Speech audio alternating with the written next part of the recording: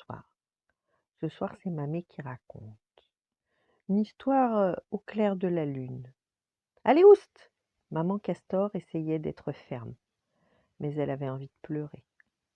Ce soir, son fils devait partir, comme tous les jeunes castors devenus grands. Après un dernier regard à la hutte familiale, Pio partit. Une vie de vagabond commençait. Il devait se cacher le jour et se déplacer la nuit au milieu des dangers, jusqu'à ce qu'il trouve un lieu où construire son abri. Le petit castor marcha et nagea toute la nuit. Son moral descendait en flèche. Tous les territoires qu'il traversait étaient occupés. Plusieurs fois, il avait essayé de se faire héberger, mais on l'avait mis dehors sans pitié. Quand le soleil se leva, Pio se cacha sous un tas de branchages. Il pensait à son enfance perdue. Les bébés castors sont des chouchous de la famille. Tout le monde les dorlote, les protège, leur apporte des friandises, et sa maman lui passait tous ses caprices. Pourquoi l'avait-on obligé à partir?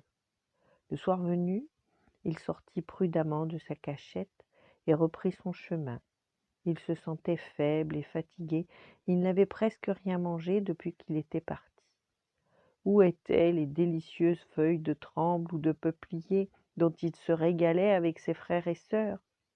Soudain, Pio se sentit glisser, il était emporté par un torrent de boue. Le petit castor crut que sa dernière heure était arrivée. À chaque instant, il manquait de se fracasser contre les rochers ou de se noyer dans les remous tumultueux. Puis tout se calma. Complètement étourdi, il réussit à gagner un petit îlot au milieu de la rivière et s'étendit par terre épuisé. C'est alors qu'un délicieux parfum lui chatouilla les narines. Dans la clarté de la lune, il distingua le feuillage d'un tremble. Il allait se régaler. Pio se mit debout, tendit la patte et allait attraper une feuille tendre lorsqu'il aperçut un autre castor, aussi boueux que lui. Quelle déception! Il venait de trouver un territoire libre où, comble de chance, poussait un tremble, et voilà qu'un autre castor arrivait. À ce moment-là, l'inconnu se redressa à son tour, il cueillit une feuille de tremble et, à la stupéfaction de Pio, la lui tendit. « Je m'appelle Pia, dit-elle en battant des cils. Et soudain, Pio sut pourquoi sa maman lui avait dit de partir. Son petit cœur de castor bondit dans sa poitrine.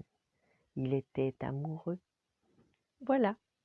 Bonne nuit, faites de beaux rêves et à demain.